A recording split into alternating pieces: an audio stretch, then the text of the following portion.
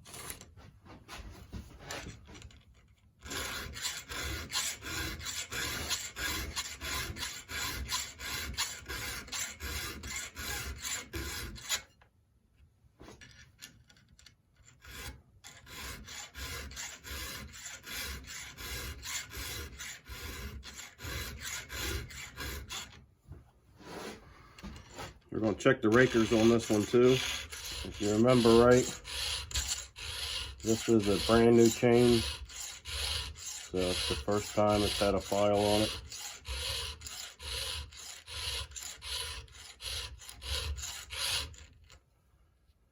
Just doing a little touch up for the man before we let it go. But that oak did a number on it.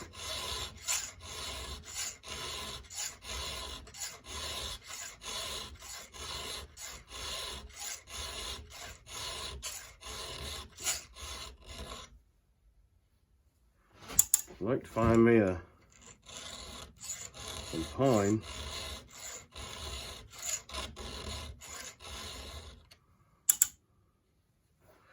There's one I need to take down in the front yard, and I've been procrastinating on it. Grows kind of weird. It probably grows about, I don't know, maybe 25, 30 feet up. And then fairly straight. It ain't perfect. And then all of a sudden it just makes one heck of a bend and starts growing again for another, I don't know, 60, 70 feet. And it leans really, really hard right toward the road. I was going to take and tie into the tree next to it, which would be behind me when I start climbing, and start working the tree down. That way I don't have to worry about it going into the road. If I piece it down, I'll be okay.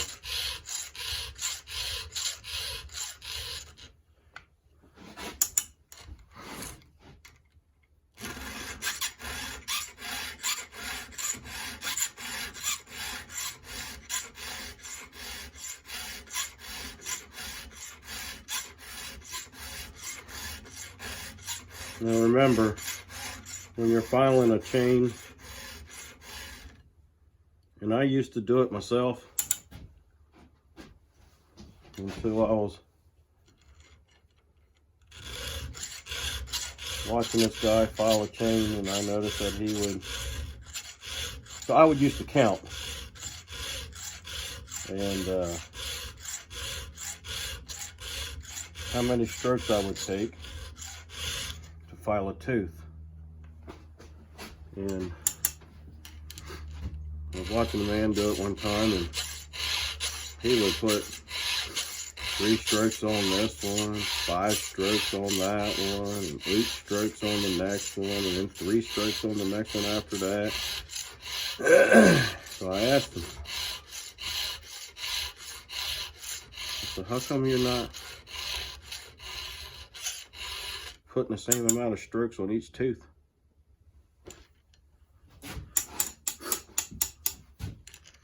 Because he said that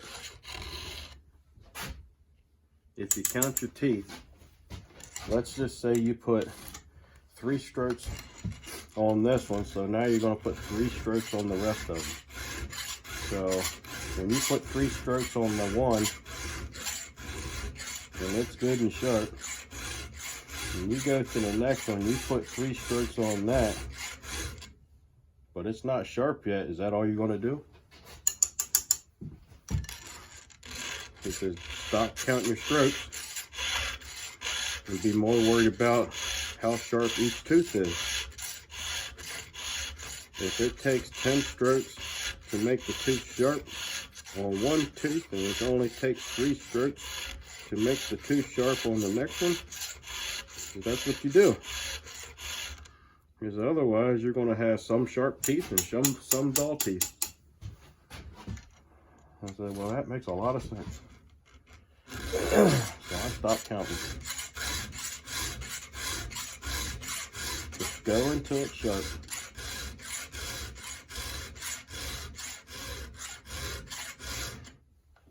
Basically like I showed you on one of my other videos. You gotta get the gullet, you gotta get the side plate, you gotta get the top plate, and you do that until it's sharp. There we go. Chain is sharp. Touched it back up for the man. The only thing I want to do now, and we'll do that while it's still in the vise.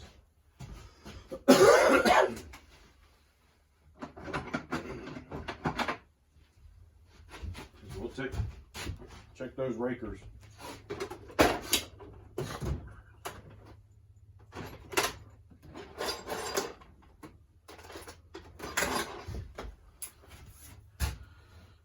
Alright, so this is your Raker file.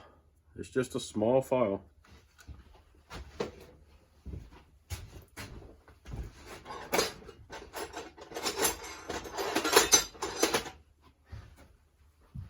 This is your standard file that you would usually use. And here's a Raker file. It's a pretty big difference. Yes, you can use this, but it's kind of big and you have to be careful not to nick one of your teeth. That's why they have these Raker files and they're a little bit smaller. So this is a Raker gauge for 325. And it's by Husqvarna, if I remember right.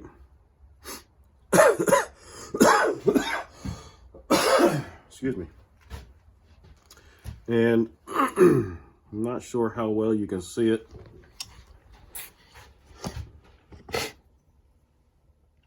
But on here you can see at the top it says hard, and at the bottom it says soft. So you can, depending on what you cut mostly, if you cut hardwood mostly, you would use that top one.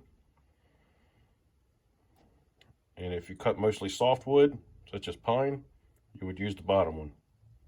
And all it does, one takes off a little more of the Raker than the other. Hardwood being not so much, softwood being a little bit more.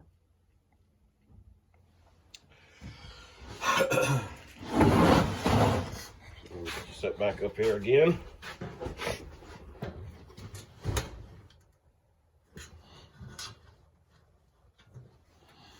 See if we can zoom in a little bit.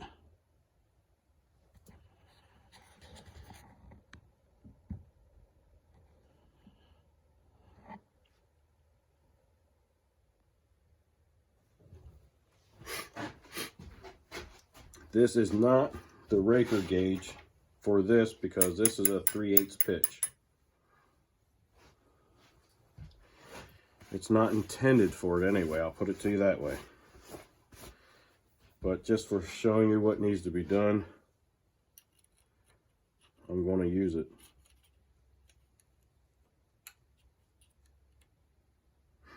So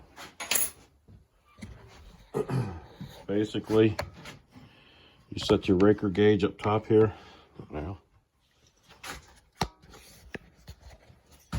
sorry about that. This thing won't focus again. All right, where am I at? Right there. So you set that, you straddle your chain with it basically, and you let back here rest on your tooth. And when you do that, whatever is sticking up through that hole is what you file off.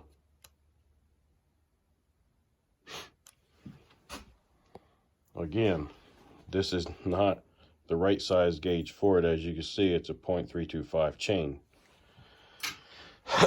But just to give you an idea how to use a Raker gauge, there's different styles of Raker gauge also. They have some that is just a flat plate that sits across here, kind of like this file would, right? But there would be a hole there, and whatever sticks up through that hole for that pitch of chain is what you would file off. A lot of times I'll just take my file and I'll lay it across two teeth and kind of check my gap between the file and the top of the Raker. And if I think I need to knock off a little more, that's what I do.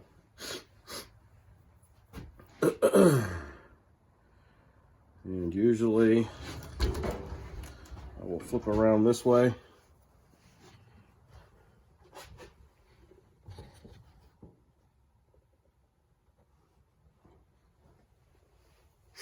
And I just take my hand and I cover that tooth and protect it.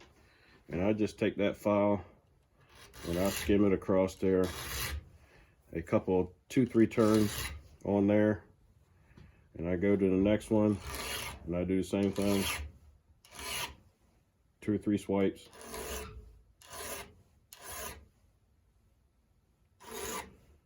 You kind of get the feel of it after a while, and you can do that. If you're new at it, I highly recommend that you get the Raker gauge that you need and use that.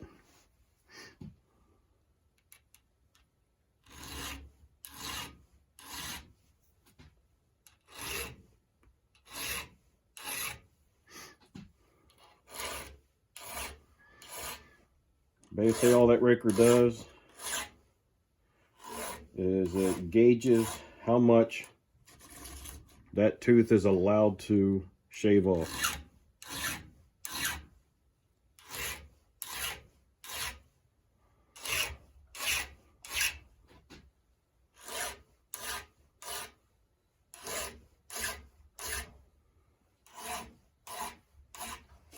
So with my hand being over that tooth like that, I'm not hitting it with my file.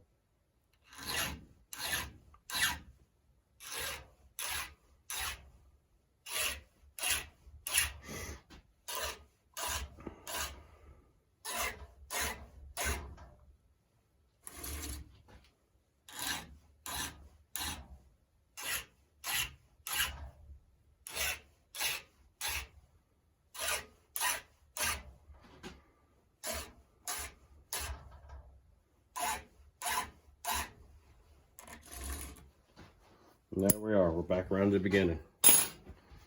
And that's it. Right.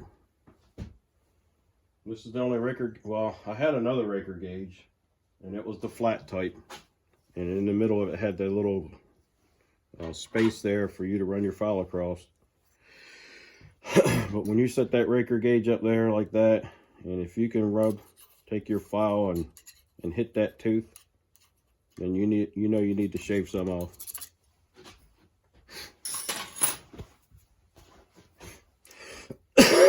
Alright. We're done with this saw. I'll probably do one more cold start with it, and then I'll release it. Alright. Thanks for visiting my channel. Give me a thumbs up. Subscribe. Send me some comments. Let me know what you think. And be kind and help people when you can.